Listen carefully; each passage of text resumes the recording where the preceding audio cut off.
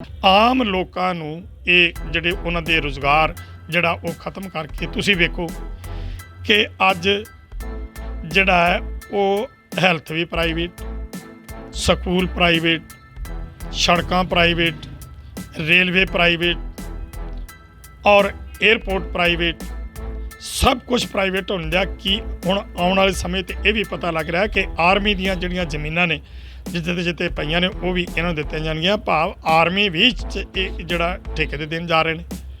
ਔਰ ਇਹ ਜਿਹੜੇ ਇਹਨਾਂ ਨੇ ਕੰਮ ਕੀਤੇ ਜਦੋਂ ਇਹ ਸੱਤਾ 'ਤੇ ਬੈਠੇ ਤੇ ਪੁਲਵਾਮਾ ਕਾਂਡ ਕਿੱਡਾ ਵੱਡਾ ਕਾਂਡ ਵਾਪਰਿਆ ਤੁਹਾਡੇ ਸਾਹਮਣੇ ਹੈ ਨਾ, ਉਹ ਇੰਨਾ ਵੱਡਾ ਕਾਂਡ ਵਾਪਰਨ ਦੇ ਬਾਵਜੂਦ ਵੀ ਇਹਨਾਂ ਦਾ ਇੱਕੋ ਇੱਕ ਮਨਸੂਬਾ ਸੀ ਕਿ ਇੱਕ ਵਾਰ ਰਾਜ 'ਤੇ ਬੈਠੋ, ਭਾਵੇਂ ਤੁਹਾਨੂੰ ਆਪਣੇ ਫੌਜੀ ਮਾਰਨੇ ਪੈਣ, ਕੁਛ ਵੀ ਮਾਰਨੇ ਪੈਣ। ਤੁਹਾਨੂੰ ਇਹ ਵੀ ਪਤਾ ਕਿ ਅਮਿਤ ਸ਼ਾਹ ਵਰਗਿਆਂ ਨੇ ਜੱਜਾਂ ਦਾ ਕਤਲ ਜਿਹੜਾ ਉਹ ਕਰਵਾਇਆ, ਪੇਪਰਾਂ ਦੇ ਵਿੱਚ ਆਇਆ, ਮੀਡੀਆ 'ਚ ਚੱਲਿਆ, ਲੇਕਿਨ ਅਜੇ ਤੱਕ ਨਹੀਂ। ਇਹਨਾਂ ਦੇ ਜਿਹੜੇ ਮਨਸੂਬੇ ਨੇ ਇਸ ਰਾਜ ਸੱਤਾ ਨੂੰ ਪ੍ਰਾਪਤ ਕਰਨ ਵਾਸਤੇ ਕੀ ਕੁਛ ਇਹਨਾਂ ਕੀਤਾ ਤੇ ਅੱਗੋਂ ਇਹ ਕਾਰਪੋਰੇਟ ਘਰਾਣਿਆਂ ਵਾਸਤੇ ਇਹ ਸਭ ਕੁਝ ਕਰ ਰਹੇ ਨੇ। ਆਉਣ ਵਾਲੇ ਸਮੇਂ ਦੇ ਵਿੱਚ ਅਸੀਂ ਇਹ ਜੋ ਵੇਖ ਰਹੇ ਹਾਂ ਕਿ ਇਹ ਬਾਕੀ ਵੀ ਜਿਹੜੇ ਅਰਧ ਸਰਕਾਰੀ ਅਦਾਰੇ। ਪਰ ਜੇਕਰ ਗੱਲ ਪੰਜਾਬ ਦੀ ਬੀਜੇਪੀ ਦੀ ਕੀਤੀ ਜਾਵੇ ਤਾਂ ਉਹ ਤਾਂ ਇਲੈਕਸ਼ਨ ਲੜਨ ਦੀ ਗੱਲ ਕਰ ਰਹੇ ਨੇ। ਕਿਸ ਤਰ੍ਹਾਂ ਫਿਰ ਇਲੈਕਸ਼ਨ ਲੜਨਗੇ? ਕਿਉਂਕਿ ਪੰਜਾਬ ਦੇ ਲੋਕ ਸਾਰੇ ਭਾਰਤ ਭਰ ਦੇ ਕਿਸਾਨ ਜੋ ਨੇ ਉਹ ਇਹਨਾਂ ਤੋਂ ਨਾਖੁਸ਼ ਨੇ, ਤੇ ਫਿਰ ਇਲੈਕਸ਼ਨ ਲੜਨ ਦੀ ਗੱਲ ਕਿਸ ਤਰ੍ਹਾਂ ਕਰ ਰਹੇ ਨੇ? ਤੁਸੀਂ ਪਹਿਲਾਂ ਕਿਉਂ ਨਹੀਂ ਬੋਲੇ? ਜਦੋਂ 2 ਮਹੀਨੇ ਅਸੀਂ ਰੇਲਵੇ ਟਰੈਕਾਂ 'ਤੇ ਬੈਠੇ ਰਹੇ ਹਾਂ ਉਦੋਂ ਕਿਉਂ ਨਹੀਂ ਅਨਿਲ ਜੋਸ਼ੀ ਜੀ ਤੁਸੀਂ? ਉਹ ਗੱਲ ਕੀਤੀ ਜਾ ਰਹੀ ਹੈ ਕਿ ਉਹ ਭਾਰਤੀ ਜਨਤਾ ਪਾਰਟੀ ਛੱਡ ਕੇ ਅਕਾਲੀ ਦਲ ਦੇ ਵਿੱਚ ਜਾਣ ਦੀ ਤਿਆਰੀ ਕਰ ਰਹੇ ਨੇ, ਤੇ ਸ਼ਾਇਦ ਹੋ ਸਕਦਾ ਕਿ ਹੁਣ ਉਹ ਆਪਣਾ ਜਿਹੜਾ ਪਲੇਟਫਾਰਮ ਉਹਨਾਂ ਚੇਂਜ ਕਰਨਾ, ਤੇ ਤਾਂ ਕਰਕੇ ਬੀਜੇਪੀ ਦੇ ਅਗੇਂਸਟ ਬੋਲ ਰਹੇ ਨੇ। ਤਾਂ ਇਹ ਗੱਲ ਤੁਹਾਡੇ ਵਾਲੀ ਹੈ ਕਿ ਜੇ ਬੋਲਣਾ ਸੀ ਤਾਂ ਪਹਿਲਾਂ ਕਿਉਂ ਨਹੀਂ ਬੋਲੇ? ਦੇਖੇ ਇਹੀ ਗੱਲਾਂ ਨੇ। ਫਿਰ ਇਹ ਜਿਹੜੇ ਰਾਜਨੀਤਿਕ ਲੋਕ ਨੇ ਇਹਨਾਂ ਦੇ ਉਹ ਹਾਥੀ ਦੇ ਦੰਦਾਂ ਵਾਲੀ ਗੱਲ ਨਹੀਂ। ਹਾਥੀ ਕੇ ਦੰਦ ਦਿਖਾਣੇ ਕਿਆ ਔਰ ਖਾਣੇ ਕਿਆ। ਔਰ ਹੁਣ ਤੱਕ ਚੁੱਪ ਕਰਕੇ ਬੈਠੇ ਰਹੇ ਤੇ ਹੁਣ ਅਕਾਲੀ ਦਲ ਦੀ ਜੇ ਤੁਸੀਂ ਗੱਲ ਕਰਦੇ ਜੇ, ਅਕਾਲੀ ਦਲ ਕੀ ਹੈ? ਇਹ ਉਹੀ ਅਕਾਲੀ ਦਲ ਹੈ ਨਾ ਜਿਨ੍ਹਾਂ ਦੇ ਜਦੋਂ ਬੀਬੀ ਹਰਸਿਮਰਤ ਕੌਰ ਜਿਹੜੀ ਆ ਉਹ ਕੇਂਦਰ ਸਰਕਾਰ ਦੇ ਵਿੱਚ ਮੰਤਰੀ ਸੀ, ਜਦੋਂ ਇਹ ਜਿਹੜੇ ਸੀ ਆਰਡੀਨੈਂਸ ਆਏ, ਬਿੱਲ ਪਾਸ ਹੋਏ, ਕਾਨੂੰਨ ਬਣੇ, ਉਦੋਂ ਬੀਬੀ ਕਿਉਂ ਨਾ ਬੋਲੀ? ਪਿਛਲੇ 1 ਸਾਲ ਤੋਂ ਵੱਧ ਤੋਂ ਕਿਸਾਨ ਜੋ ਨੇ ਉਹ ਆਪਣਾ ਅੰਦੋਲਨ ਚਲਾ ਰਹੇ ਨੇ, ਪਰ ਮੋਦੀ ਸਰਕਾਰ ਵੱਲੋਂ ਸਮੇਂ-ਸਮੇਂ 'ਤੇ ਕਿਸਾਨ ਜਥੇਬੰਦੀਆਂ ਨਾਲ ਗੱਲ ਕੀਤੀ ਗਈ ਹੈ, ਪਰ ਅੱਜ ਤੱਕ ਕਿਸੇ ਵੀ ਗੱਲ ਦਾ ਕੋਈ ਅੱਜ ਤੱਕ ਹੱਲ ਨਹੀਂ ਨਿਕਲਿਆ। ਔਰ ਕਿਸਾਨ ਜਥੇਬੰਦੀਆਂ ਵੱਲੋਂ ਪਿਛਲੇ 7 ਮਹੀਨੇ ਤੋਂ ਦਿੱਲੀ ਦੇ ਬਾਰਡਰਾਂ ਦੇ ਉੱਤੇ ਬੈਠ ਕੇ ਸੰਘਰਸ਼ ਜਾਰੀ ਰੱਖਿਆ ਗਿਆ ਹੈ। ਸਾਡੇ ਨਾਲ ਬਲਦੇਵ ਸਿੰਘ ਸਿਰਸਾ ਜੀ ਮੌਜੂਦ ਆ, ਉਹਨਾਂ ਨਾਲ ਗੱਲਬਾਤ ਕਰਦੇ ਆ ਔਰ ਜਾਣਦੇ ਆ ਕਿ ਕੀ ਕਾਰਨ ਆ ਮੋਦੀ ਸਰਕਾਰ ਹਲੇ ਤੱਕ ਤਸ ਤੋਂ ਮਸ ਕਿਉਂ ਨਹੀਂ ਹੋ ਰਹੀ। ਹਾਂਜੀ ਸਿਰਸਾ ਜੀ, ਕੀ ਗੱਲ ਹੈ ਜੀ, ਮੋਦੀ ਸਰਕਾਰ ਕਿਉਂ ਨਹੀਂ ਹਲੇ ਤੱਕ ਕਿਸਾਨਾਂ ਦੀ ਗੱਲਬਾਤ ਸੁਣ ਰਹੀ? ਕਿਉਂਕਿ ਪਿਛਲੇ ਲੰਬੇ ਸਮੇਂ ਦੀ ਜੇਕਰ ਗੱਲ ਕੀਤੀ ਜਾਵੇ ਤਾਂ ਕਈਆਂ ਸਟੇਟਾਂ ਦੇ ਵਿੱਚ ਕਿਸਾਨਾਂ ਨੇ ਵਿਰੋਧ ਕੀਤਾ ਔਰ ਉਸ ਵਿਰੋਧ ਦਾ ਜੋ ਰਿਜ਼ਲਟ ਵੀ ਦੇਖਣ ਨੂੰ ਮਿਲਿਆ। ਮੋਦੀ ਸਰਕਾਰ ਅਸੀਂ ਕਹਿ ਸਕਦੇ ਕਿ ਹਲੇ ਤੱਕ ਇੰਨੀ ਢੀਠ ਕਿਉਂ ਆ? ਇਹਦੇ ਪਿੱਛੇ ਬਹੁਤ ਵੱਡੇ ਕਾਰਨ ਨੇ। ਜਿਸ ਤਰ੍ਹਾਂ ਕਿ ਪਹਿਲਾਂ ਵੀ ਅਸੀਂ ਇਹ ਗੱਲ ਦੱਸ ਚੁੱਕੇ ਹਾਂ ਕਿ ਇਸ ਮੋਦੀ ਸਰਕਾਰ ਨੇ ਹੁਣ ਤੱਕ ਕੀ ਕੁਛ ਕੀਤਾ ਹੈ। ਜਿਵੇਂ ਕਿ GST ਲਾਗੂ ਕੀਤਾ, ਉਹ ਤੋਂ ਵੀ ਸਭ ਸੂਬੇ ਜਿਹੜੇ ਨੇ ਰੋ ਰਹੇ ਨੇ ਕਿ ਸਾਨੂੰ ਆਪਣਾ ਹਿੱਸਾ ਨਹੀਂ ਮਿਲ ਰਿਹਾ। ਔਰ ਉਸ ਤੋਂ ਬਾਅਦ GST ਲਾਗੂ ਕੀਤਾ, ਫਿਰ ਇਹਨਾਂ ਨੋਟਬੰਦੀ ਕੀਤੀ। ਨੋਟਬੰਦੀ ਦੇ ਵਿੱਚ ਵੀ ਆਮ ਲੋਕ ਜਿਹੜੇ ਗਰੀਬ ਸੀ ਉਹਨਾਂ 'ਤੇ ਮਾਰ ਪਈ। ਧਨਾੜ ਲੋਕ ਜਿਹੜੇ ਸੀ ਕਾਰਪੋਰੇਟ ਘਰਾਣੇ ਉਹਨਾਂ ਨੂੰ ਹੋਰ ਫਾਇਦਾ ਹੋਇਆ। ਉਸ ਤੋਂ ਬਾਅਦ ਇਹਨਾਂ ਨੇ 370 ਧਾਰਾ ਤੋੜੀ। ਲੇਬਰ ਲਾਓ ਜਿਹੜੇ ਸੀ ਉਹ ਇਹਨਾਂ ਨੇ ਖ਼ਤਮ ਕੀਤੇ। ਇਹਨਾਂ ਨੇ ਫਿਰ ਕਿਸਾਨ ਵਿਰੋਧੀ ਜਿਹੜੇ ਨੇ ਇਹ ਕਾਨੂੰਨ ਲਿਆਂਦੇ, ਜਿਸ ਕਰਕੇ ਕਿਸਾਨ ਜਿਹੜੇ ਨੇ ਜੂਨ ਤੋਂ ਹੀ ਜਦੋਂ ਇਹਨਾਂ ਨੇ ਕਰੋਨਾ ਦਾ ਰੌਲਾ ਪੈ ਰਿਹਾ ਸੀ ਉਸ ਟਾਈਮ ਤੋਂ ਲੈ ਕੇ ਅੱਜ ਤੱਕ ਇਹ ਵਿਰੋਧ ਕਰਦੇ ਆਏ। ਪਹਿਲਾਂ ਮੰਗ ਪੱਤਰ ਦਿੰਦੇ ਰਹੇ, ਫਿਰ ਜਦੋਂ ਪਾਰਲੀਮੈਂਟ ਦੇ ਵਿੱਚ ਇਹ ਬਿੱਲ ਲਿਆ ਕੇ ਇਹਨਾਂ ਨੇ ਕਾਨੂੰਨ ਬਣਾਤੇ ਤੇ ਉਸ ਤੋਂ ਬਾਅਦ ਫਿਰ ਲਗਾਤਾਰ 2 ਮਹੀਨੇ ਪਹਿਲਾਂ ਜਿਹੜਾ ਸੀ 1 ਅਕਤੂਬਰ ਤੋਂ ਲੈ ਕੇ ਨਵੰਬਰ 26 ਤੱਕ 2 ਮਹੀਨੇ ਰੇਲਵੇ ਟਰੈਕਾਂ 'ਤੇ ਪੰਜਾਬ 'ਚ ਬੈਠੇ ਰਹੇ ਅਤੇ ਫਿਰ 26 ਨਵੰਬਰ ਨੂੰ ਇੱਥੋਂ ਚੱਲ ਕੇ ਦਿੱਲੀ ਬਾਰਡਰਾਂ 'ਤੇ ਜਾ ਬੈਠੇ। 7 ਮਹੀਨੇ ਉਹਨਾਂ ਨੂੰ ਵੀ ਹੋ ਗਏ ਨੇ। ਲੇਕਿਨ ਜਿਹੜੀ ਗੱਲ ਤੁਸੀਂ ਕੀਤੀ ਹੈ ਕਿ ਇਹ ਮੋਦੀ ਸਰਕਾਰ ਜਿਹੜੀ ਮੰਨ ਕਿਉਂ ਨਹੀਂ ਰਹੀ, ਇਹ ਬੜੀ ਇੱਕ ਸੋਚਣ ਅਤੇ ਵਿਚਾਰਨ ਵਾਲੀ ਗੱਲ ਹੈ। ਅਸੀਂ ਇਹ ਗੱਲ ਸਟੇਜਾਂ 'ਤੇ ਵੀ ਕਹਿ ਰਹੇ ਹਾਂ ਕਿ ਮੋਦੀ ਸਰਕਾਰ ਦੇ ਜਿਹੜੇ ਮਨਸੂਬੇ ਨੇ ਉਹ ਬਹੁਤ ਵੱਡੇ ਨੇ। ਇਹ ਆਮ ਲੋਕਾਂ ਦੇ ਰੁਜ਼ਗਾਰ ਖੋਹ ਕੇ ਸਭ ਨੂੰ ਜਿਹੜਾ ਇੱਕ ਸਿਆਰੇ ਬਣਾ ਰਹੇ ਨੇ ਤੇ ਇਹ ਕਾਰਪੋਰੇਟ ਘਰਾਣਿਆਂ ਨੂੰ ਸਭ ਕੁਝ ਦੇ ਰਹੇ ਨੇ। ਹੁਣ ਤੁਹਾਡੇ ਸਾਹਮਣੇ ਤੁਸੀਂ ਇਹ ਵੇਖੋ ਕਿ ਜਿਹੜੀਆਂ ਆ ਗੈਸ ਏਜੰਸੀਆਂ ਨੇ ਇਹਨਾਂ ਦੀ ਮਿਸਾਲ ਦੇਣੀ ਇੱਕ ਬੜੀ ਜ਼ਰੂਰੀ ਹੈ ਕਿ ਗੈਸ ਏਜੰਸੀਆਂ ਜਿਹੜੀਆਂ ਨੇ ਉਹ ਖਤਮ ਹੋ ਰਹੀਆਂ ਨੇ ਤੇ ਇਸ ਟਾਈਮ ਦੇ ਉੱਤੇ ਇਹਨਾਂ ਨੇ ਜਿਹੜਾ ਹੈ ਉਹ ਪਾਈਪਲਾਈਨਾਂ ਵਿਛਾਉਣੀਆਂ ਸ਼ੁਰੂ ਕਰਤੀਆਂ ਨੇ। ਜਿਸ ਤਰ੍ਹਾਂ ਕਿ ਅੰਮ੍ਰਿਤਸਰ ਵਰਗਾ ਸ਼ਹਿਰ ਜਿੱਥੇ ਫਾਇਰ ਬ੍ਰਿਗੇਡ ਜਿਹੜੀ ਇਹ ਜੇਕਰ ਗੈਸ ਲਾਈਨ ਵਿਛਾਈ ਜਾਂਦੀ ਆ ਤੇ ਕਿਤੇ ਰੱਬ ਨਾ ਕਰੇ ਕੋਈ ਘਟਨਾ ਵਾਪਰ ਜਾਏ, ਆਮ ਕਿਸੇ ਸਿਲੰਡਰ ਨੂੰ ਕਿਤੇ ਅੱਗ ਲੱਗਦੀ ਆ ਉਹ ਚੁੱਲ੍ਹੇ ਦੇ ਨੁਕਸ ਦੇ ਕਾਰਨ ਜਾਂ ਕੋਈ ਪਾਈਪ ਖਰਾਬ ਹੋਣ ਦੇ ਕਾਰਨ, ਤੇ ਉੱਥੇ ਇੱਕ ਘਰ ਦਾ ਨੁਕਸਾਨ ਹੁੰਦਾ ਹੈ, ਇੱਕ ਜੀ ਜਾਂ ਦੋ ਜੀ ਦਾ ਨੁਕਸਾਨ ਹੁੰਦਾ ਹੈ। ਲੇਕਿਨ ਜੇ ਪਾਈਪ ਲਾਈਨ ਨੂੰ ਅੱਗ ਲੱਗ ਗਈ ਤਾਂ ਫਿਰ ਉਹ ਪੂਰੇ ਮੁਹੱਲੇ ਦਾ ਨੁਕਸਾਨ। ਔਰ ਅੰਮ੍ਰਿਤਸਰ ਵਰਗੇ ਸ਼ਹਿਰ ਜਿਹੜੇ ਇਹ ਪੁਰਾਣੇ ਸ਼ਹਿਰ ਨੇ, ਉਹਨਾਂ ਸ਼ਹਿਰਾਂ ਦੇ ਵਿੱਚ ਫਾਇਰ ਬ੍ਰਿਗੇਡ ਦੀ ਤਾਂ ਗੱਲ ਛੱਡੋ, ਉੱਥੇ ਤਾਂ ਜਿਹੜੇ ਨੇ ਆਟੋ ਰਿਕਸ਼ਾ ਤੱਕ ਨਹੀਂ ਜਾ ਸਕਦੇ, ਇਸ ਤਰ੍ਹਾਂ ਦੇ ਭੀੜੇ ਬਾਜ਼ਾਰ ਗਲੀਆਂ ਨੇ। ਸੋ ਇਹਦੇ ਨਾਲ ਕਿੰਨਾ ਨੁਕਸਾਨ ਹੋਵੇਗਾ, ਔਰ 2-3 ਨੁਕਸਾਨ ਹੋ ਚੁੱਕੇ ਆ। ਚੀਨ ਵਰਗੇ ਦੇਸ਼ ਦੇ ਵਿੱਚ ਇਹ ਪਾਈਪਲਾਈਨਾਂ ਜਿਹੜੀਆਂ ਨੇ ਉੱਥੇ ਜੇ ਫਟੀਆਂ ਨੇ ਤੇ ਕਿੰਨੇ ਲੋਕਾਂ ਦਾ ਉੱਥੇ ਨੁਕਸਾਨ ਹੋਇਆ, ਜਿੱਥੇ ਕਿ ਹਰ ਤਰ੍ਹਾਂ ਦੇ ਪ੍ਰਬੰਧ ਨੇ। ਸੋ ਉਹਨਾਂ ਦੇ ਨਾਲ ਕਿੰਨੇ ਲੋਕ ਜਿਹੜੇ ਜੁੜੇ ਹੋਏ ਨੇ। ਜਿਹੜੀਆਂ ਇਹ ਗੈਸ ਏਜੰਸੀਆਂ ਨੇ ਇਹ ਕਾਰਗਿਲ ਦੇ ਸ਼ਹੀਦਾਂ ਨੂੰ ਦਿੱਤੀਆਂ ਗਈਆਂ, ਵਿਕਲਾਂਗਾਂ ਨੂੰ ਦਿੱਤੀਆਂ ਗਈਆਂ। ਇਹ ਗੈਸ ਏਜੰਸੀਆਂ ਜਿਨ੍ਹਾਂ ਨੇ ਸਾਰੀ ਉਮਰ ਬਾਰਡਰਾਂ ਦੇ ਉੱਤੇ ਰਖਵਾਲੀ ਕੀਤੀ ਤੇ ਉਹਨਾਂ ਨੂੰ ਬਾਅਦ ਦੇ ਵਿੱਚ ਆਪਣਾ ਜਿਹੜਾ ਸੀ ਰੁਜ਼ਗਾਰ ਚਲਾਉਣ ਵਾਸਤੇ ਉਹਨਾਂ ਨੂੰ ਦਿੱਤੀਆਂ ਗਈਆਂ। ਇਸ ਤਰ੍ਹਾਂ ਉਹ ਜਿਹੜੀਆਂ ਗੈਸ ਏਜੰਸੀਆਂ ਆਮ ਲੋਕਾਂ ਨੂੰ ਦਿੱਤੀਆਂ ਤੇ ਉਹਨਾਂ ਗੈਸ ਏਜੰਸੀਆਂ ਦੇ ਨਾਲ ਜਿੱਥੇ ਉਹ ਆਪਣੇ ਪਰਿਵਾਰ ਪਾਲ ਰਹੇ ਨੇ, ਉਹਦੇ ਨਾਲ ਤੁਸੀਂ ਇਹ ਦੇਖੋ ਕਿ ਜਿਹੜੀ ਲੇਬਰ ਆ ਉਹ ਕਿੰਨੀ ਗਿਣਤੀ 'ਚ ਹੈ।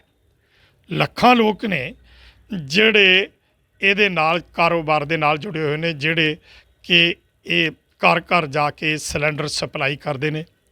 ਉਹਨਾਂ ਦੇ ਨਾਲ ਆਟੋ ਰਿਕਸ਼ਾ, ਟੈਂਪੂ ਵਗੈਰਾ, ਫਿਰ ਟਰਾਂਸਪੋਰਟ ਪਰ ਜਿਨ੍ਹਾਂ ਟਰੱਕਾਂ ਦੇ ਉੱਤੇ ਇਹ ਜਿਹੜਾ ਲੋਡ ਹੋ ਕੇ ਆਉਂਦਾ ਹੈ, ਲੋਡਿੰਗ ਟਾਈਮ 'ਤੇ ਜਿਹੜੇ ਲੇਬਰਾਂ ਕੰਮ ਕਰਦੀਆਂ, ਫਿਰ ਹਲਵਾਈ ਦਾ ਕੰਮ ਕਰਦੀਆਂ ਨੇ।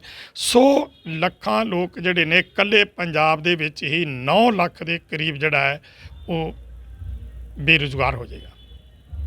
ਔਰ ਇਹ ਜਿਹੜੀਆਂ ਪਾਈਪਲਾਈਨਾਂ ਨੇ ਇਹ ਸਾਰੀਆਂ ਦੀਆਂ ਸਾਰੀਆਂ ਵਿਛਾ ਕੇ, ਸੋ ਇਸ ਤਰ੍ਹਾਂ ਦੇ ਹੋਰ ਵੀ ਇਹਨਾਂ ਦੇ ਜਿਹੜੇ ਮਨਸੂਬੇ ਨੇ ਆਮ ਲੋਕਾਂ ਨੂੰ ਇਹ ਜਿਹੜੇ ਉਹਨਾਂ ਦੇ ਰੁਜ਼ਗਾਰ ਜਿਹੜਾ ਉਹ ਖਤਮ ਕਰਕੇ। ਤੁਸੀਂ ਵੇਖੋ ਕਿ ਅੱਜ ਜਿਹੜਾ ਹੈ ਉਹ ਹੈਲਥ ਵੀ ਪ੍ਰਾਈਵੇਟ, ਸਕੂਲ ਪ੍ਰਾਈਵੇਟ, ਸੜਕਾਂ ਪ੍ਰਾਈਵੇਟ, ਰੇਲਵੇ ਪ੍ਰਾਈਵੇਟ ਔਰ ਏਅਰਪੋਰਟ ਪ੍ਰਾਈਵੇਟ, ਸਭ ਕੁਝ ਪ੍ਰਾਈਵੇਟ ਹੋਣ ਦਿਆ। ਕਿ ਹੁਣ ਆਉਣ ਵਾਲੇ ਸਮੇਂ 'ਤੇ ਇਹ ਵੀ ਪਤਾ ਲੱਗ ਰਿਹਾ ਕਿ ਆਰਮੀ ਦੀਆਂ ਜਿਹੜੀਆਂ ਜ਼ਮੀਨਾਂ ਨੇ ਜਿੱਥੇ ਪਈਆਂ ਨੇ ਉਹ ਵੀ ਇਹਨਾਂ ਨੂੰ ਦਿੱਤੀਆਂ ਜਾਣਗੀਆਂ। ਭਾਵ ਆਰਮੀ ਵੀ ਇਹ ਜਿਹੜਾ ਠੇਕੇ 'ਤੇ ਦੇਣ ਜਾ ਰਹੇ ਨੇ। ਔਰ ਇਹ ਜਿਹੜੇ ਇਹਨਾਂ ਨੇ ਕੰਮ ਕੀਤੇ ਜਦੋਂ ਇਹ ਸੱਤਾ 'ਤੇ ਬੈਠੇ, ਤੇ ਪੁਲਵਾਮਾ ਕਾਂਡ ਕਿੱਡਾ ਵੱਡਾ ਕਾਂਡ ਵਾਪਰਿਆ ਤੁਹਾਡੇ ਸਾਹਮਣੇ ਆ ਨਾ, ਉਹ ਇੰਨਾ ਵੱਡਾ ਕਾਂਡ ਵਾਪਰਨ ਦੇ ਬਾਵਜੂਦ ਵੀ ਇਹਨਾਂ ਦਾ ਇੱਕੋ ਇੱਕ ਮਨਸੂਬਾ ਸੀ ਵੀ ਇੱਕ ਵਾਰ ਰਾਜ 'ਤੇ ਬੈਠੋ, ਭਾਵੇਂ ਤੁਹਾਨੂੰ ਆਪਣੇ ਫੌਜੀ ਮਾਰਨੇ ਪੈਣ, ਕੁਛ ਵੀ ਮਾਰਨੇ ਪੈਣ। ਤੁਹਾਨੂੰ ਇਹ ਵੀ ਪਤਾ ਵੀ ਅਮਿਤ ਸ਼ਾਹ ਵਰਗਿਆਂ ਨੇ ਜੱਜਾਂ ਦਾ ਕਤਲ ਜਿਹੜਾ ਉਹ ਕਰਵਾਇਆ, ਪੇਪਰਾਂ ਦੇ ਵਿੱਚ ਆਇਆ, ਮੀਡੀਆ 'ਚ ਚੱਲਿਆ, ਲੇਕਿਨ ਅਜੇ ਤੱਕ ਨਹੀਂ। ਇਹਨਾਂ ਦੇ ਜਿਹੜੇ ਮਨਸੂਬੇ ਨੇ ਇਸ ਰਾਜ ਸੱਤਾ ਨੂੰ ਪ੍ਰਾਪਤ ਕਰਨ ਵਾਸਤੇ ਕੀ ਕੁਛ ਇਹਨਾਂ ਕੀਤਾ, ਤੇ ਅੱਗੋਂ ਇਹ ਕਾਰਪੋਰੇਟ ਘਰਾਣਿਆਂ ਵਾਸਤੇ ਇਹ ਸਭ ਕੁਝ ਕਰ ਰਹੇ ਨੇ। ਆਉਣ ਵਾਲੇ ਸਮੇਂ ਦੇ ਵਿੱਚ ਅਸੀਂ ਇਹ ਜੋ ਵੇਖ ਰਹੇ ਹਾਂ ਕਿ ਇਹ ਬਾਕੀ ਵੀ ਜਿਹੜੇ ਅਰਧ ਸਰਕਾਰੀ ਅਦਾਰੇ ਜਾਂ ਆਮ ਲੋਕਾਂ ਦੇ ਜਿਹੜੇ, ਜਿਸ ਤਰ੍ਹਾਂ ਹੁਣ ਤੁਸੀਂ ਵੇਖੋ ਵੱਡੇ ਮਾਲ ਆ ਗਏ, ਮਾਲਾਂ ਦੇ ਕਾਰਨ ਆ ਜਿਹੜੀਆਂ ਪਿੰਡਾਂ ਦੇ ਵਿੱਚ ਜਿਹੜੀਆਂ ਦੁਕਾਨਾਂ ਨੇ, ਹੁਣ ਤੁਹਾਡੀ ਦੁਕਾਨ ਹੀ ਹੈ, ਤੁਸੀਂ ਦੱਸੋ ਕਿਸ ਤਰ੍ਹਾਂ ਕਾਰੋਬਾਰ ਜਿਹੜਾ ਕਰਾਓਗੇ। ਇਹ ਸਭ ਕੁਝ ਜਦੋਂ ਇਹ ਵੱਡੇ ਮਾਲਾਂ 'ਚ ਆ ਗਿਆ ਤੇ ਛੋਟੇ ਦੁਕਾਨਦਾਰ ਖਤਮ, ਛੋਟੇ ਕਾਰਖਾਨੇਦਾਰ ਖਤਮ, ਟਰਾਂਸਪੋਰਟ ਖਤਮ, ਤੇ ਇਸ ਕਰਕੇ ਇਹਨਾਂ ਦੇ ਮਨਸੂਬੇ ਜਿਹੜੇ ਬੜੇ ਵੱਡੇ ਆ, ਜਿਸ ਕਰਕੇ ਇਹ ਨਹੀਂ ਮੰਨ ਰਹੇ। ਜਿਵੇਂ ਕਿ ਤੁਸੀਂ ਦੱਸਿਆ ਕਿ ਮੋਦੀ ਸਰਕਾਰ ਪਿਛਲੇ ਲੰਬੇ ਸਮੇਂ ਤੋਂ ਤੁਸੀਂ ਸੰਘਰਸ਼ ਕਰ ਰਹੇ ਹੋ, ਇਹ ਕਾਰਪੋਰੇਟ ਘਰਾਣਿਆਂ ਦੇ ਸਰਕਾਰ ਕਹੀ ਜਾਂਦੀ ਆ, ਤੇ ਇਸ ਕਰਕੇ ਇਹ ਆਮ ਕਿਸਾਨਾਂ ਦੀ, ਆਮ ਪਬਲਿਕ ਦੀ ਗੱਲ ਨਹੀਂ ਸੁਣ ਰਹੀ। ਇਹ ਸਾਰਾ ਕੁਝ ਜਿਹੜਾ ਕਾਰਪੋਰੇਟ ਘਰਾਣਿਆਂ ਦੇ ਹਵਾਲੇ ਕਰਨ ਜਾ ਰਹੀ ਹੈ। ਪਰ ਜੇਕਰ ਗੱਲ ਪੰਜਾਬ ਦੀ ਬੀਜੇਪੀ ਦੀ ਕੀਤੀ ਜਾਵੇ ਤਾਂ ਉਹ ਤਾਂ ਇਲੈਕਸ਼ਨ ਲੜਨ ਦੀ ਗੱਲ ਕਰ ਰਹੇ ਨੇ। ਕਿਸ ਤਰ੍ਹਾਂ ਫਿਰ ਇਲੈਕਸ਼ਨ ਲੜਨਗੇ, ਕਿਉਂਕਿ ਪੰਜਾਬ ਦੇ ਲੋਕ ਹੀ ਸਾਰੇ ਭਾਰਤ ਭਰ ਦੇ ਕਿਸਾਨ ਜੋ ਨੇ ਉਹ ਇਹਨਾਂ ਤੋਂ ਨਾਖੁਸ਼ ਨੇ, ਤੇ ਫਿਰ ਇਲੈਕਸ਼ਨ ਲੜਨ ਦੀ ਗੱਲ ਕਿਸ ਤਰ੍ਹਾਂ ਕਰ ਰਹੇ ਨੇ। ਦੇਖੋ ਤੁਸੀਂ ਜਿਹੜੀਆਂ ਇਲੈਕਸ਼ਨ ਲੜਨ ਦੀਆਂ ਜਿਹੜੀਆਂ ਗੱਲਾਂ ਨੇ, ਆਹ ਵੇਖੋ ਹੁਣ ਤੁਸੀਂ ਜਿਹੜਾ ਅਨਿਲ ਜੋਸ਼ੀ ਨੇ ਇੱਕ ਸਟੇਟਮੈਂਟ ਦਿੱਤੀ ਆ, ਅੱਜ ਬੋਲਿਆ ਉਹ ਕਹਿੰਦਾ ਕਿਸਾਨਾਂ ਦੀ ਗੱਲ ਸੁਣਨੀ ਚਾਹੀਦੀ ਆ, ਅਸੀਂ ਹੁਣ ਤੱਕ ਬੋਲੇ ਨਹੀਂ, ਭਰੇ ਪੀਤੇ ਰਹੇ ਆ। ਭਈ ਤੁਸੀਂ ਭਰੇ ਪੀਤੇ ਕਿਉਂ ਰਹੇ ਤੇ ਚੁੱਪ ਕਿਉਂ ਰਹੇ? ਤੁਸੀਂ ਪਹਿਲਾਂ ਕਿਉਂ ਨਹੀਂ ਬੋਲੇ? ਜਦੋਂ 2 ਮਹੀਨੇ ਅਸੀਂ ਰੇਲਵੇ ਟਰੈਕਾਂ ਤੇ ਬੈਠੇ ਰਹੇ ਹਾਂ, ਉਦੋਂ ਕਿਉਂ ਨਹੀਂ ਅਨਿਲ ਜੋਸ਼ੀ ਜੀ ਤੁਸੀਂ ਉਹ ਗੱਲ ਕੀਤੀ ਜਾ ਰਹੀ ਹੈ ਕਿ ਉਹ ਭਾਰਤੀ ਜਨਤਾ ਪਾਰਟੀ ਛੱਡ ਕੇ ਅਕਾਲੀ ਦਲ ਦੇ ਵਿੱਚ ਜਾਣ ਦੀ ਤਿਆਰੀ ਕਰ ਰਹੇ ਨੇ, ਤੇ ਸ਼ਾਇਦ ਹੋ ਸਕਦਾ ਕਿ ਹੁਣ ਉਹ ਆਪਣਾ ਜਿਹੜਾ ਪਲੇਟਫਾਰਮ ਉਹਨਾਂ ਚੇਂਜ ਕਰਨਾ, ਤੇ ਤਾਂ ਕਰਕੇ ਬੀਜੇਪੀ ਦੇ ਅਗੇਂਸਟ ਬੋਲ ਰਹੇ ਨੇ। ਤਾਂ ਇਹ ਗੱਲ ਤੁਹਾਡੇ ਵਾਲੀ ਹੈ ਕਿ ਜੇ ਬੋਲਣਾ ਸੀ ਤਾਂ ਪਹਿਲਾਂ ਕਿਉਂ ਨਹੀਂ ਬੋਲੇ? ਦੇਖੇ ਇਹੀ ਗੱਲਾਂ ਨੇ। ਫਿਰ ਇਹ ਜਿਹੜੇ ਰਾਜਨੀਤਿਕ ਲੋਕ ਨੇ, ਇਹਨਾਂ ਦੇ ਉਹ ਹਾਥੀ ਦੇ ਦੰਦਾਂ ਵਾਲੀ ਗੱਲ ਨਹੀਂ। ਹਾਥੀ ਕੇ दांत ਦਿਖਾਣੇ ਕਿਆ ਔਰ ਖਾਣੇ ਕਿਆ, ਔਰ ਹੁਣ ਤੱਕ ਚੁੱਪ ਕਰਕੇ ਬੈਠੇ ਰਹੇ। ਤੇ ਹੁਣ ਅਕਾਲੀ ਦਲ, ਤੇ ਅਕਾਲੀ ਦਲ ਦੀ ਜੇ ਤੁਸੀਂ ਗੱਲ ਕਰਦੇ ਜੇ, ਅਕਾਲੀ ਦਲ ਕੀ ਹੈ? ਇਹ ਉਹੀ ਅਕਾਲੀ ਦਲ ਹੈ ਨਾ ਜਿਨ੍ਹਾਂ ਦੇ ਜਦੋਂ ਬੀਬੀ ਹਰਸਿਮਰਤ ਕੌਰ ਜਿਹੜੀ ਆ ਉਹ ਕੇਂਦਰ ਸਰਕਾਰ ਦੇ ਵਿੱਚ ਮੰਤਰੀ ਸੀ, ਜਦੋਂ ਇਹ ਜਿਹੜੇ ਸੀ ਆਰਡੀਨੈਂਸ ਆਏ, ਬਿੱਲ ਪਾਸ ਹੋਏ, ਕਾਨੂੰਨ ਬਣੇ, ਉਦੋਂ ਬੀਬੀ ਕਿਉਂ ਨਾ ਬੋਲੀ? ਬਾਅਦ ਚ ਗਏ। ਇਸ ਤਰ੍ਹਾਂ ਇਹੀ ਹਾਲ ਕਾਂਗਰਸ ਦਾ, ਇਹੀ ਹਾਲ ਦੂਜੀਆਂ ਪਾਰਟੀਆਂ ਦਾ। ਇਹ ਲੋਕ, ਆਮ ਲੋਕਾਂ ਨੂੰ ਇਹ ਮੂਰਖੀ ਸਮਝਦੇ ਨੇ ਵੀ ਜਦੋਂ ਅਸੀਂ ਇਲੈਕਸ਼ਨ ਹੋਊਗੀ ਉਦੋਂ ਚੱਲ ਜਾਵਾਂਗੇ। ਪਰ ਇਹ ਜਿਹੜੀਆਂ ਚੀਜ਼ਾਂ ਨੇ, ਇਹ ਸਾਰੀਆਂ ਜਿਹੜੀ ਰਾਜਨੀਤੀ ਦੀ ਗੱਲ ਕਰਦੇ ਆ, ਬੀਜੇਪੀ ਜਿਹੜੀ ਆ ਵੀ ਉਹ ਕਹਿੰਦੀ ਆ ਕਿ ਮੈਂ ਇਲੈਕਸ਼ਨ ਜਿੱਤਣੇ ਆ। ਹਰਿਆਣੇ ਵਾਲੇ ਜਿਹੜੇ ਸਾਡੇ ਭਰਾ ਨੇ, ਉਹ ਚੈਲੰਜ ਕਰਦੇ ਆ ਵੀ ਤੁਸੀਂ ਕਿਸੇ ਪਿੰਡ ਦੇ ਵਿੱਚ MLA ਦੇ ਛੱਡੋ, ਮੁੱਖ ਮੰਤਰੀ ਵੜ ਕੇ ਵਿਖਾਵੇ। ਸੋ ਇਸ ਤਰ੍ਹਾਂ ਦੇ ਹਾਲਾਤ ਫਿਰ ਤੁਸੀਂ ਵੇਖਿਆ ਕਿ ਕੇਰਲਾ, ਤਾਮਿਲ, ਖਾਸ ਕਰਕੇ ਪੱਛਮੀ ਬੰਗਾਲ ਦੇ ਵਿੱਚ ਜਿਹੜੀ ਇਹਨਾਂ ਦੀ ਹਾਲਤ ਹੋਈ ਆ, ਉਹ ਤੁਹਾਡੇ ਸਾਹਮਣੇ ਆ। ਔਰ ਉੱਥੇ ਬੀਜੇਪੀ ਦੇ ਜਿੰਨੇ ਵੀ ਨੁਮਾਇੰਦੇ ਨੇ, ਸਾਰੇ ਛੱਡ ਕੇ ਪਾਰਟੀ ਨੂੰ ਇੱਧਰ ਆ ਰਹੇ ਨੇ। ਇਸੇ ਤਰ੍ਹਾਂ ਬਿਹਾਰ 'ਚ ਘਮਸਾਨ ਬਚਿਆ ਪਿਆ, ਮਹਾਰਾਸ਼ਟਰ 'ਚ ਘਮਸਾਨ ਬਚਿਆ ਪਿਆ। ਇੱਧਰ ਤੁਸੀਂ ਦੇਖ ਲਓ ਕਿ ਯੂਪੀ ਦੇ ਵਿੱਚ ਜਿਹੜਾ ਉਹ ਕੀ ਕੁਛ ਹੋ ਰਿਹਾ ਹੈ। ਸੋ ਇਹ ਜਿਹੜੇ ਹਾਲਾਤ ਜਿਸ ਤਰ੍ਹਾਂ ਦੇ ਬਣ ਰਹੇ ਨੇ, ਇਹ ਪਤਾ ਲੱਗੇਗਾ, ਆਉਣ ਵਾਲਾ ਸਮਾਂ ਦੱਸੇਗਾ ਬੀਜੇਪੀ ਨੂੰ ਤੇ ਬੀਜੇਪੀ ਤੇ ਰਾਜ ਕਰਨ ਦੀਆਂ ਗੱਲਾਂ ਕਰ ਰਹੀ ਆ, ਇਲੈਕਸ਼ਨ ਲੜਨ ਦੀਆਂ ਗੱਲਾਂ ਕਰ ਰਹੀ ਆ। ਇਹ ਉਸ ਤੋਂ ਪਹਿਲਾਂ ਲੋਕਾਂ ਤੱਕ ਜਾ ਕੇ ਤਾਂ ਪਹੁੰਚ। ਜਿਵੇਂ ਕਿ ਹੁਣ ਜੇਕਰ ਗੱਲ ਪੰਜਾਬ ਦੀ ਗੱਲ ਕੀਤੀ ਜਾਵੇ ਤਾਂ ਕਾਂਗਰਸ ਸਰਕਾਰ ਪਿਛਲੇ ਕਾਫੀ ਦਿਨਾਂ ਦੇ ਵਿੱਚ ਆਪਣੀਆਂ ਮੀਟਿੰਗਾਂ ਜਾਰੀ ਰੱਖ ਰਹੀ ਹੈ ਆਪਣੇ ਵਿਧਾਇਕਾਂ ਦੇ ਨਾਲ, ਕਿਉਂਕਿ 2022 ਦੀ ਇਲੈਕਸ਼ਨ ਕੁਛ ਮਹੀਨਿਆਂ ਬਾਅਦ ਆ ਰਹੀ ਹੈ, ਤੇ ਆਪਣੀ ਸਰਕਾਰ ਨੂੰ ਲੈ ਕੇ ਉਹ ਵਿਧਾਇਕਾਂ ਨਾਲ ਮੀਟਿੰਗ ਕਰ ਰਹੇ ਆ। ਪਰ ਜੇਕਰ ਗੱਲ ਕਿਸਾਨਾਂ ਦੀ ਕੀਤੀ ਜਾਵੇ ਤਾਂ ਕਿਸਾਨਾਂ ਨੂੰ ਲੈ ਕੇ ਸਰਕਾਰਾਂ ਇਸ ਤਰ੍ਹਾਂ ਦੀਆਂ ਮੀਟਿੰਗਾਂ ਕਿਉਂ ਨਹੀਂ ਕਰਦੀਆਂ ਆਪਣੇ ਵਿਧਾਇਕਾਂ ਦੇ ਨਾਲ, ਤਾਂ ਜੋ ਕੇਂਦਰ ਸਰਕਾਰ ਨਾਲ ਗੱਲ ਕੀਤੀ ਜਾ ਸਕੇ ਔਰ ਕਿਤੇ ਨਾ ਕਿਤੇ ਕਿਸਾਨਾਂ ਦਾ ਜੋ ਹੈ ਉਹ ਹੱਲ ਨਿਕਲ ਕੇ ਸਾਹਮਣੇ ਆਵੇ। ਦੇਖੋ, ਜੇਕਰ ਇਹ ਜਿਸ ਤਰ੍ਹਾਂ ਬਿਆਨ ਦਿੰਦੇ ਨੇ ਕਿ ਅਸੀਂ ਕਿਸਾਨਾਂ ਦੇ ਵਾਸਤੇ ਆਹ ਕੀਤਾ, ਕਿਸਾਨਾਂ ਵਾਸਤੇ ਆਹ ਕੀਤਾ, ਸਰਕਾਰ ਕੇਂਦਰ ਸਰਕਾਰ ਦੇ ਜ਼ਿੰਮੇ ਲਾਈ ਜਾਂਦੇ ਆ ਕਿ ਬੀਜੇਪੀ ਜਿਹੜੀ ਇਹਨਾਂ ਦਾ ਮਸਲਾ ਹੱਲ ਕਰੇ। ਇਹਨਾਂ ਲੋਕਾਂ ਨੂੰ ਪੁੱਛੋ ਵੀ ਤੁਸੀਂ ਅੱਜ ਤਾਂ ਹੁਣ ਤੁਸੀਂ ਇਲੈਕਸ਼ਨਾਂ ਦੀ ਤਿਆਰੀ ਤਾਂ ਕਰੀ ਜਾਂਦੇ ਹੋ, ਚਾਹੇ ਉਹ ਕਾਂਗਰਸ ਆ, ਚਾਹੇ ਅਕਾਲੀਏ ਨੇ। ਅਕਾਲੀ ਨਹੀਂ, ਇਹਨਾਂ ਨੂੰ ਅਕਾਲੀ ਨਾ ਕਿਹਾ ਕਰੋ ਯਾਰ। ਅਕਾਲੀ ਜਿਹੜਾ ਬੜਾ ਪਵਿੱਤਰ ਸ਼ਬਦ ਹੈ। ਅਕਾਲੀ ਉਹ ਹੈ ਜਿਹੜਾ ਅਕਾਲ ਪੁਰਖ ਨੂੰ ਮੰਨਣ ਵਾਲਾ, ਉਹ ਅਕਾਲ ਤੋਂ ਰਹਿਤ ਹੈ, ਜਿਹਨੂੰ ਕਿਸੇ ਦਾ ਡਰ ਨਹੀਂ ਜਾਂ ਭੈ ਨਹੀਂ। ਅਕਾਲੀ ਸ਼ਬਦ ਬੜਾ ਪਵਿੱਤਰ ਸੀ, ਪਰ ਇਹਨਾਂ ਨੇ ਬਦਨਾਮ ਕਰਤਾ। ਇਹਨਾਂ ਨੂੰ ਅਕਾਲੀ ਕਹਿਣਾ ਵੀ ਮੈਂ ਸਮਝਦਾ ਕਿ ਮੁਨਾਸਿਬ ਨਹੀਂ ਹੈਗਾ। ਇਹ ਅਕਾਲੀਆਂ ਨੇ ਐੜਾ ਕੱਟ ਦਿਆ ਕਰੋ। ਇਹ ਹੁਣ ਤੱਕ ਨਹੀਂ ਬੋਲੇ। ਇਹ ਵੀ ਰਾਜਨੀਤੀ ਦੀਆਂ ਗੱਲਾਂ ਜਿਹੜੀਆਂ ਅੱਜ ਇਸੇ ਤਰ੍ਹਾਂ ਆਮ ਪਾਰਟੀ ਜਿਹੜੀ ਆ ਉਹ ਕਰੀ ਜਾ ਰਹੀ ਹੈ। ਇਹ ਰਾਜਨੀਤਿਕ ਲੋਕ ਇੱਕੇ ਹੀ ਥੈਲੀ ਦੇ ਚੱਟੇ ਬੱਟੇ ਨੇ। ਇਹਨਾਂ ਨੂੰ ਲੋਕਾਂ ਨਾਲ ਕੋਈ ਹਮਦਰਦੀ ਨਹੀਂ। ਇਹਨਾਂ ਨੂੰ ਇਹ ਆ ਵੀ ਜਦੋਂ ਇਲੈਕਸ਼ਨ ਆਏਗੀ ਤੇ ਇਹਨਾਂ ਨੇ ਵੱਖਰੇ ਵੱਖਰੇ ਜਿਹੜੇ ਨੇ ਉਹ ਲੋਕਾਂ ਨੂੰ ਝਾਂਸੇ ਦੇਣੇ ਆ। ਕਿਸੇ ਨੂੰ ਕਹਿਣਾ ਅਸੀਂ ਜੀ ਤੁਹਾਡੀ ਕਰਜ਼ਾ ਮਾਫੀ ਕਰ ਦਾਂਗੇ, ਕਿਸੇ ਨੇ ਕਹਿ ਦੇਣਾ ਜੀ ਅਸੀਂ ਚੰਡੀਗੜ੍ਹ ਪੰਜਾਬ ਨੂੰ ਲੈ ਕੇ ਦੇਵਾਂਗੇ, ਪੰਜਾਬੀ ਬੋਲਦੇ ਇਲਾਕੇ ਲੈ ਕੇ ਦੇਵਾਂਗੇ, ਨਹਿਰਾਂ ਜਿਹੜੀਆਂ ਪਾਣੀ ਬਾਹਰ ਨਹੀਂ ਜਾਣ ਦਿਆਂਗੇ, ਉਧਰ ਵਾਲਿਆ ਕਹਿਣਾ ਅਸੀਂ ਨਹਿਰਾਂ ਦਾ ਪਾਣੀ ਲਿਆਵਾਂਗੇ। ਸੋ ਇਸ ਤਰੀਕੇ ਦੇ ਇਹ ਜਿਹੜੇ ਨੇ ਝਾਂਸੇ ਦੇ ਕੇ ਲੋਕਾਂ ਨੂੰ ਇਹ ਮੂਰਖ ਹੁਣ ਤੱਕ ਸਮਝਦੇ ਆ ਰਹੇ ਆ।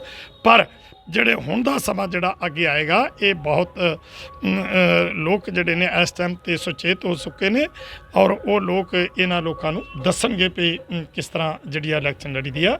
ਇਹ ਲੋਕ ਹੁਣ ਉਹ ਪਹਿਲੇ ਲੋਕ ਨਹੀਂ ਰਹੇ। ਜਿਵੇਂ ਕਿ ਪਿਛਲੇ ਕੁਝ ਸਮੇਂ ਦੀ ਗੱਲ ਕੀਤੀ ਜਾਵੇ ਤੇ ਕਿਸਾਨ ਜਥੇਬੰਦੀਆਂ ਦੇ ਨਾਲ ਕੇਂਦਰ ਸਰਕਾਰ ਦੀਆਂ ਕਾਫੀ ਮੀਟਿੰਗਾਂ ਜੋ ਹੋਈਆਂ, ਪਰ ਉਹ ਬੇਸਿੱਟਾ ਰਹੀਆਂ। ਹੁਣ ਵੀ ਉਹਨਾਂ ਦੇ ਬਿਆਨ ਆਉਂਦੇ ਆ ਕਿ ਇੱਕ ਥੋੜ੍ਹੇ ਦਿਨ ਪਹਿਲਾਂ ਵੀ ਜਿਹੜੇ ਕੇਂਦਰ ਦੇ ਇਹਨਾਂ ਦੇ ਮੰਤਰੀ ਨੇ, ਉਹਨਾਂ ਦਾ ਇੱਕ ਬਿਆਨ ਆਇਆ ਸੀ ਕਿ ਜੇਕਰ ਕਿਸਾਨ ਚਾਹੁਣ ਤਾਂ ਉਹ ਸਾਡੇ ਨਾਲ ਮੀਟਿੰਗ ਆ ਕੇ ਕਰ ਸਕਦੇ ਆ ਤੇ ਜਿਹੜੀ ਵੀ ਉਹਨਾਂ ਦੀ ਗੱਲ ਹੋਏਗੀ ਸੁਣੀ ਜਾਏਗੀ। ਤਾਂ ਪਰ ਜੇ ਪਹਿਲਾਂ ਇੰਨੀਆਂ ਮੀਟਿੰਗਾਂ ਜੋ ਨੇ ਉਹ ਉਹਨਾਂ ਦਾ ਕੋਈ ਨਤੀਜਾ ਨਹੀਂ ਨਿਕਲਿਆ, ਤੇ ਹੁਣ ਤੁਸੀਂ ਜੇਕਰ ਤੁਹਾਨੂੰ ਫਿਰ ਤੋਂ ਇੱਕ ਵਾਰ ਕਾਲ ਆਉਂਦੀ ਕਿ ਆਣ ਕੇ ਮੀਟਿੰਗ ਕਰੋ, ਕੀ ਤੁਹਾਨੂੰ ਲੱਗਦਾ ਹੈ ਕਿ ਜੇਕਰ ਤੁਸੀਂ ਦੁਬਾਰਾ ਜਾ ਕੇ ਮੀਟਿੰਗ ਕਰਦੇ ਹੋ ਤਾਂ ਉਹਦਾ ਕੋਈ ਨਤੀਜਾ ਨਿਕਲ ਸਕੇਗਾ? ਕਿਉਂਕਿ ਉਹਨਾਂ ਦੁਆਰਾ ਬਾਰ-ਬਾਰ ਇੱਕੋ ਗੱਲ ਕੀਤੀ ਜਾਂਦੀ ਆ ਕਿ ਇਹ ਜੋ 3 ਕਾਨੂੰਨ ਨੇ ਇਹ ਰੱਦ ਨਹੀਂ ਕੀਤੇ ਜਾ ਸਕਦੇ, ਇਹਨਾਂ ਦੇ ਵਿੱਚ ਸੋਧ ਕੀਤੀ ਜਾ ਸਕਦੀ ਹੈ। ਕੀ ਤੁਹਾਨੂੰ ਫਿਰ ਤੁਹਾਡਾ ਮੀਟਿੰਗ ਕਰਨ ਦਾ ਕੋਈ ਫਾਇਦਾ ਹੈ ਆਉਣ ਵਾਲੇ ਸਮੇਂ ਦੇ ਵਿੱਚ? ਜੀ ਦੇਖੋ, ਪਹਿਲੀ ਗੱਲ ਤਾਂ ਇਹ ਆ ਵੀ ਕੋਈ ਵੀ ਮਸਲਾ ਉਹਦਾ ਹੱਲ ਜਿਹੜਾ ਉਹ ਗੱਲਬਾਤ ਨਾਲ ਹੁੰਦਾ। ਗੱਲਬਾਤ ਸਰਸਾ ਜੀ ਇਹ ਗੱਲ ਕੀਤੀ ਜਾਵੇ, ਗੱਲਬਾਤ ਆਪਾਂ ਕਰਨੀ ਚਾਹੁੰਦੇ ਆ। ਗੱਲ ਉਹਨਾਂ ਵੱਲੋਂ ਤਾਂ ਇੱਕ ਆਪਣਾ ਫਾਈਨਲ ਸਟੇਟਮੈਂਟ ਦੇ ਦਿੱਤੀ ਜਾਂਦੀ ਆ ਕਿ ਅਸੀਂ 3 ਕਾਨੂੰਨ ਜਿਹੜੇ ਉਹ ਰੱਦ ਨਹੀਂ ਕਰਨੇ, ਤੇ ਜਿਹੜੇ ਕਿਸਾਨ ਜਥੇਬੰਦੀਆਂ ਨੇ ਉਹ ਕਹਿੰਦੇ ਆ ਜੀ ਇਹੀ ਕਾਨੂੰਨ ਜਿਹੜੇ ਆ ਉਹ ਰੱਦ ਕਰਵਾ ਕੇ ਰਹਿਣੇ ਆ। ਤਾਂ ਫਿਰ ਤਾਂ ਗੱਲ ਦੀ ਸ਼ੁਰੂਆਤ ਦੇ ਵਿੱਚੋਂ ਹੀ ਕਿਤੇ ਨਾ ਕਿਤੇ ਕੋਈ ਉਹਦਾ ਰਿਜ਼ਲਟ ਨਿਕਲਣ ਦੇ ਜਿਹੜੇ ਆ ਸਿੰਪਟਮ ਚਾਂਸ ਲੱਗਦੇ ਨੇ, ਪਰ ਇਹਦੇ ਸ਼ੁਰੂਆਤ ਦੇ ਵਿੱਚ ਹੀ ਨਹੀਂ ਕੁਝ ਨਜ਼ਰ ਆਉਂਦਾ, ਤਾਂ ਫਿਰ ਕਿਸ ਤਰ੍ਹਾਂ ਗੱਲ ਬਣੇਗੀ? ਦੇਖੋ, ਸਰਕਾਰ ਲੋਕਾਂ ਦੇ ਵਿੱਚ ਇੱਕ ਬੜਾ ਵੱਡਾ ਭੁਲੇਖਾ ਖੜਾ ਕਰ ਰਹੀ ਆ। ਲੋਕਾਂ ਨੂੰ ਸਾਡੇ ਖਿਲਾਫ ਪ੍ਰਾਪੇਗੰਡਾ ਕਰਕੇ ਤੇ ਉਹ ਕਿਸਾਨ ਜਥੇਬੰਦੀਆਂ ਨੂੰ ਬਦਨਾਮ ਕਰ ਰਹੇ ਨੇ ਕਿ ਅਸੀਂ ਗੱਲ ਕਰਨੀ ਚਾਹੁੰਦੇ ਆ ਪਰ ਕਿਸਾਨ ਗੱਲ ਨਹੀਂ ਕਰਦੇ। ਅਸੀਂ ਇਸੇ ਕਰਕੇ ਚਿੱਠੀ ਲਿਖੀ ਸੀ ਭਈ ਪ੍ਰਧਾਨ ਮੰਤਰੀ ਜੀ, ਅਸੀਂ ਗੱਲ ਕਰਨ ਨੂੰ ਤਿਆਰ ਆ, ਆਓ ਇਹ ਕਾਨੂੰਨ ਰੱਦ ਕਰੋ, MSP ਪੂਰੇ ਭਾਰਤ 'ਚ ਜਿਹੜੀ ਆ ਕਾਨੂੰਨ ਦੇ ਤਹਿਤ ਲਾਗੂ ਕਰੋ, ਜਿਹੜੇ ਤੁਸੀਂ ਮੰਨ ਵੀ ਚੁੱਕੇ ਹੋ, ਪਰ ਲੋਕਾਂ ਨੂੰ ਭੁਲੇਖੇ ਕਿਉਂ ਪਾਉਂਦੇ ਹੋ? ਫਿਰ ਇੱਕ ਜਿਹੜੀ ਨਰਿੰਦਰ ਸਿੰਘ ਤੋਮਰ ਨੇ ਜਿਹੜੀ ਗੱਲ ਕੀਤੀ ਕ੍ਰਿਸ਼ੀ ਮੰਤਰੀ ਨੇ ਵੀ ਅਸੀਂ ਗੱਲ ਕਰਨ ਨੂੰ ਤਿਆਰ ਆ, ਇਹਨਾਂ ਕਾਨੂੰਨਾਂ ਦੇ ਉੱਤੇ ਜਿਹੜਾ ਰੱਦ ਕਰਨ ਦੀ ਗੱਲ ਛੱਡ ਦੇਣ ਤੇ ਸੰਸ਼ੋਧਨ ਕਰਾ ਲੈਣ। ਇਹ ਗੱਲਾਂ ਤੇ ਤੁਹਾਡੀਆਂ ਸਾਡੇ ਨਾਲ ਪਹਿਲਾਂ ਵੀ ਹੋਈਆਂ, ਤੇ ਨਾਲ ਇਹ ਗੱਲ ਕਹਿਤੀ ਇਹਨਾਂ ਤੋਂ ਬਗੈਰ ਕੋਈ ਹੋਰ ਗੱਲ ਕਰਨੀ। ਇਹਨਾਂ ਤੋਂ ਬਗੈਰ ਬੜੀ ਹਾਸੋਹੀਣੀ ਗੱਲ ਹੈ। ਇਹਨਾਂ ਤੇ ਅਕਲ ਤੇ ਤਰਸ ਆਉਂਦਾ ਹੈ ਵੀ ਹੋਰ ਸਾਡੀਆਂ ਕੀ ਮੰਗਾਂ ਨੇ। ਗੱਲ ਜਿਹੜੀ ਆ ਬਹੁਤ ਇਹਨਾਂ ਨੂੰ ਜਵਾਬ ਤੇ ਬੜਾ ਢੁਕਵਾਂ ਬਣਦਾ, ਪਰ ਮੈਂ ਨਹੀਂ ਚਾਹੁੰਦਾ ਕਿ ਉਹ ਜ਼ਬਾਨ ਉਹ ਤੁਸੀਂ ਗਲਤ ਸ਼ਬਦ ਨਾ ਬੋਲੋ, ਪਰ ਤੁਸੀਂ ਸਹੀ ਸ਼ਬਦਾਂ ਦੇ ਵਿੱਚ ਜਵਾਬ ਦੇ ਦਿਓ। ਬਿਲਕੁਲ ਨਹੀਂ, ਮੈਂ ਗਲਤ ਸ਼ਬਦ ਨਹੀਂ, ਮੈਂ ਪਹਿਲਾਂ ਕਹਿਤਾ ਕਿ ਮੈਂ ਗਲਤ ਸ਼ਬਦ ਨਹੀਂ ਬੋਲਣਾ। ਤੁਸੀਂ ਸਹੀ ਸ਼ਬਦਾਂ ਜਵਾਬ ਦੇ ਦਿਓ। ਬਿਲਕੁਲ ਸਹੀ ਸ਼ਬਦਾਂ 'ਚ ਜਵਾਬ ਇਹੀ ਆ। ਦੇਸ਼ ਦੀ ਜਨਤਾ ਨੂੰ ਉੱਠਣਾ ਪਵੇਗਾ ਤੇ ਭਾਰਤ ਸਰਕਾਰ ਨੂੰ ਇਹ ਮੈਂ ਦੱਸਣਾ ਚਾਹੁੰਦਾ, ਚਾਹੇ ਉਹ ਨਰਿੰਦਰ ਸਿੰਘ ਤੋਮਰ ਕ੍ਰਿਸ਼ੀ ਮੰਤਰੀ ਆ, ਚਾਹੇ ਭਾਰਤ ਦੇ ਗ੍ਰਹਿ ਮੰਤਰੀ ਅਮਿਤ ਸ਼ਾਹ ਨੇ, ਜਾਂ ਭਾਰਤ ਦੇ ਪ੍ਰਧਾਨ ਮੰਤਰੀ ਨਰਿੰਦਰ ਮੋਦੀ ਹੈ, ਇਹਨਾਂ ਨੂੰ ਦੱਸਣਾ ਚਾਹੁੰਦਾ ਭਾਰਤ ਸਰਕਾਰ ਨੂੰ, ਮੰਤਰੀਆਂ ਨੂੰ, ਕਿ ਭਾਈ ਹੁਣ ਤੁਸੀਂ ਲੋਕਾਂ ਨੂੰ ਬਲੈਕਮੇਲ ਨਹੀਂ ਕਰ ਸਕਦੇ, ਕਿਉਂਕਿ ਤੁਹਾਡੇ ਜਿਹੜੇ ਮਨਸੂਬੇ ਨੇ ਉਹ ਲੋਕਾਂ ਦੇ ਸਾਹਮਣੇ ਆ ਚੁੱਕੇ ਆ। ਔਰ ਤੁਹਾਨੂੰ ਇਹ ਦੱਸ ਦੇਣਾ ਚਾਹੁੰਦੇ ਆ ਕਿ ਅਸੀਂ ਹੁਣ ਜੇ ਤੁਸੀਂ ਚਾਹੋ ਵੀ ਇਹ ਕਿਸਾਨ 6 ਮਹੀਨੇ 7 ਮਹੀਨੇ ਇੱਥੇ ਬੈਠ ਕੇ 2 ਮਹੀਨੇ ਪਹਿਲਾਂ ਬੈਠ ਕੇ 9 ਮਹੀਨੇ ਦਾ ਸਮਾਂ ਇੱਥੇ ਪੂਰਾ ਕਰ ਚੁੱਕੇ ਨੇ। 3 ਮਹੀਨੇ ਪਹਿਲਾਂ ਲੜਾਈ ਲੜਦੇ ਰਹੇ। 5 ਜੂਨ 2020 ਤੋਂ ਲੈ ਕੇ ਹੁਣ ਤੱਕ ਸਾਲ ਤੋਂ ਵੱਧ ਸਮਾਂ ਸਾਨੂੰ ਹੋ ਗਿਆ। ਔਰ ਅਸੀਂ ਜੇਕਰ ਅੱਜ ਇਹੋ ਸੰਸ਼ੋਧਨ ਹੀ ਕਰਾਉਣਾ ਸੀ ਤਾਂ ਪਹਿਲਾਂ ਕਰਾਏ ਚੱਲ ਜਾਏ। ਸੰਸ਼ੋਧਨ ਨਹੀਂ ਕਰਾਉਣਾ। ਸੰਸ਼ੋਧਨ ਕਿਉਂ ਨਹੀਂ ਕਰਾਉਣਾ ਚਾਹੁੰਦੇ? ਇਹਦੇ ਪਿੱਛੇ ਇੱਕ ਬੜਾ ਵੱਡਾ ਰਾਜ ਹੈ, ਕਿਉਂਕਿ ਇਹ ਜਿਹੜੇ ਕਾਨੂੰਨ ਨੇ ਇਹ ਇਹਨਾਂ ਦੇ ਅਖਤਿਆਰ 'ਚ ਨਹੀਂ ਕੇਂਦਰ ਦੇ। ਇਹ ਸੂਬਿਆਂ ਦੇ ਜਿਹੜਾ ਇਹ ਹੈਗੇ ਨੇ ਕਾਨੂੰਨ ਨੇ, ਇਹ ਸੂਬਿਆਂ ਦੇ ਅਧਿਕਾਰ ਖੇਤਰ 'ਚ ਨੇ।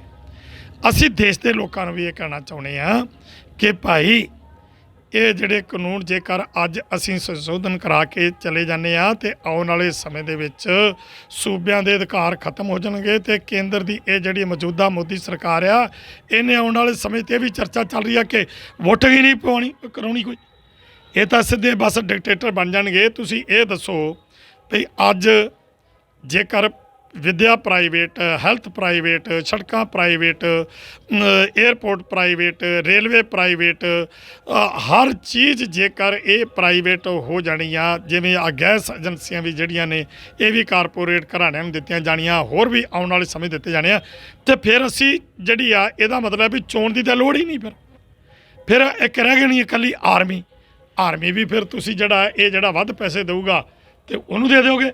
ਅੱਛਾ ਸਰਸਾ ਜੀ, ਮੈਂ ਤੁਹਾਡੇ ਤੋਂ ਇਹ ਗੱਲ ਜਾਣਨਾ ਚਾਹੁੰਦਾ ਕਿ ਕਿਤੇ ਨਾ ਕਿਤੇ ਇਹ ਨਹੀਂ ਹੈ ਕਿ ਜਿਸ ਤਰ੍ਹਾਂ ਤੁਹਾਨੂੰ ਮੋਦੀ ਸਰਕਾਰ ਦੇ ਜੋ ਮੰਤਰੀ ਨੇ ਉਹਨਾਂ ਨੇ ਕਿਹਾ ਸੀ ਕਿ ਤੁਸੀਂ ਇਹਨਾਂ ਕਾਨੂੰਨਾਂ ਦੇ ਵਿੱਚ ਵੱਧ ਤੋਂ ਵੱਧ ਸੋਧ ਕਰਾ ਲਓ, ਜਿਵੇਂ ਕਿ ਇੱਕ ਕਹਾਵਤ ਵੀ ਤੁਹਾਡੇ ਕਿਸਾਨ ਨੇਤਾ ਨੇ ਕਿਸੇ ਨੇ ਬੋਲ ਕੇ ਦੱਸੀ ਸੀ ਕਿ ਜੋ ਉਹਨਾਂ ਦੇ ਮੰਤਰੀ ਨੇ ਉਹਨਾਂ ਨੇ ਕਿਹਾ ਕਿ ਤੁਸੀਂ ਸਾਨੂੰ ਜਿਹੜਾ ਮਠਿਆਈ ਦਾ ਡੱਬਾ ਹੈ ਨਾ ਉਹ 'ਚ ਮਠਿਆਈ ਸਾਰੀ ਲੈ ਜਾਓ ਤਾਂ ਖਾਲੀ ਡੱਬਾ ਹੀ ਸਾਨੂੰ ਦੇ ਦਿਓ, ਕਿਉਂਕਿ ਜੇਕਰ ਉਹ 3 ਕਾਨੂੰਨ ਰੱਦ ਕਰਦੇ ਨੇ ਤਾਂ ਉਹਨਾਂ ਨੂੰ ਜਿਸ ਤਰ੍ਹਾਂ 370 ਜਾਂ ਹੋਰ ਵੀ ਜਿਹੜੇ ਕਾਨੂੰਨ ਲਿਆਂਦੇ ਨੇ ਉਹਨਾਂ ਦੀ ਸੋਚ ਇਹ ਹੈ ਕਿ ਹੋ ਸਕਦਾ ਕਿ ਬਾਕੀ ਵੀ ਫਿਰ ਜੋ ਸਟੇਟਾਂ ਨੇ ਆਉਣਗੇ ਫਿਰ ਉਹ ਵੀ ਬਾਰਡਰ ਸੀਲ ਕਰਨਗੀਆਂ, ਬਾਰਡਰ 'ਤੇ ਆਣ ਕੇ ਪ੍ਰੋਟੈਸਟ ਕਰਨਗੀਆਂ, ਤਾਂ ਫਿਰ ਉਹਨਾਂ ਨੂੰ ਕਿਤੇ ਨਾ ਕਿਤੇ ਮੁਸ਼ਕਿਲ ਹੋਵੇਗੀ। ਕਿਤੇ ਇਹਦੇ ਪਿੱਛੇ ਇਹ ਵੀ ਕੋਈ ਕਾਰਨ ਹੋ ਸਕਦਾ?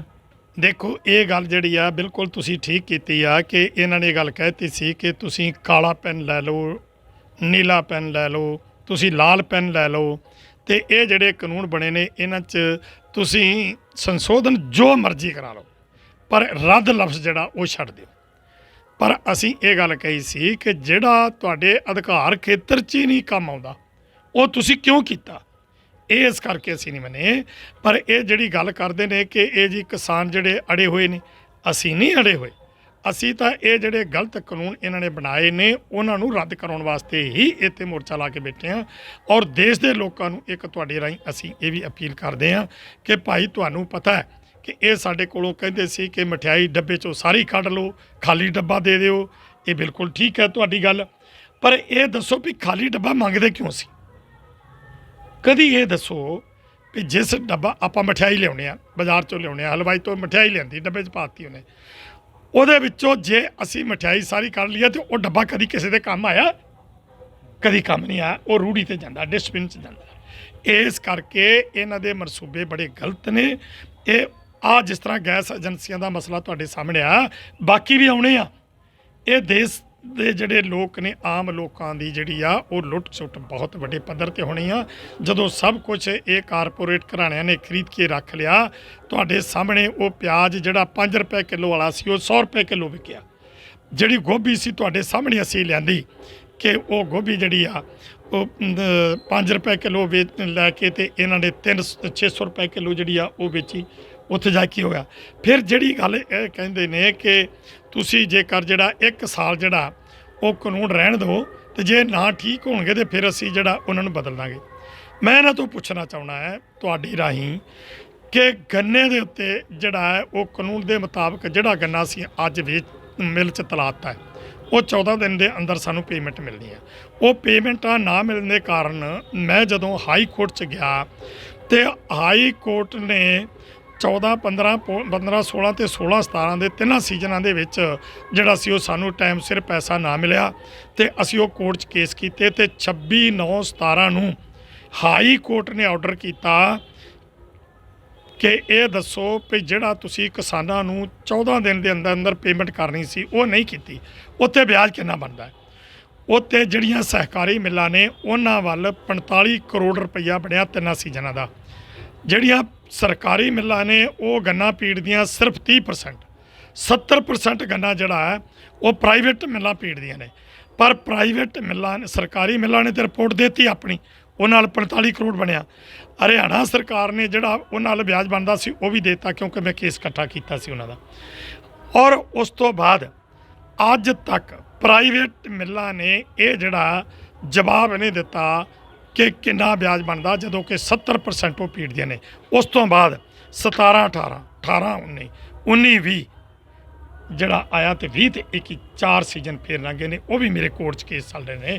ਇਹਨਾਂ ਸਾਨੂੰ ਅੱਜ ਤੱਕ ਹਾਈ ਕੋਰਟ ਦੇ, ਮੇਰਾ ਕਹਿਣ ਤੋਂ ਭਾਵ ਆ ਭਈ ਹਾਈ ਕੋਰਟ ਦੇ ਆਰਡਰਾਂ ਦੇ ਬਾਵਜੂਦ ਅੱਜ ਤੱਕ ਪ੍ਰਾਈਵੇਟ ਮਿੱਲਾਂ ਨੇ ਇਹ ਨਹੀਂ ਦੱਸਿਆ ਕਿ ਉਹਨਾਂ ਦਾ ਵਿਆਜ ਕਿੰਨਾ ਬਣਦਾ।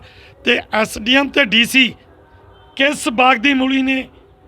ਫਿਰ ਇਹ ਪ੍ਰਾਈਵੇਟ ਮਿੱਲਾਂ ਤੇ ਜਿਹੜੀਆਂ ਤੇ ਬਹੁਤ ਛੋਟੇ ਅਦਾਰੇ ਨੇ।